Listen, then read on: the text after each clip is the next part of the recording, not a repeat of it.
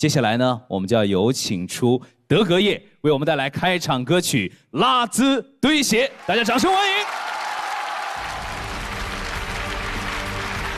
非常的开心再次来到中国赞歌会，然后呢，所有的灯光、舞美，然后还有音乐的编排，我都特别喜欢，然后特别的震撼。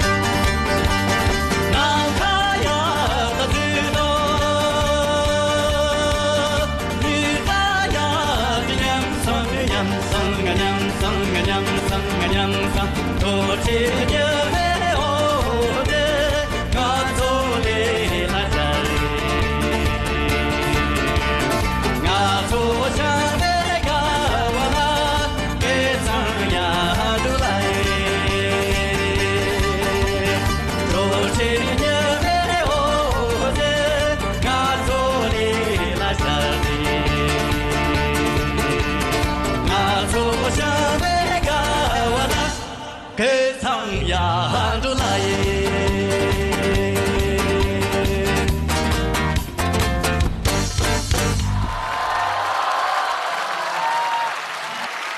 谢谢谢谢。德格叶刚才给我们带来这首歌叫《拉兹堆鞋》。是的。好，那能不能给我们讲一讲这首歌在讲述一个什么样的故事？在当地它有哪些风俗啊？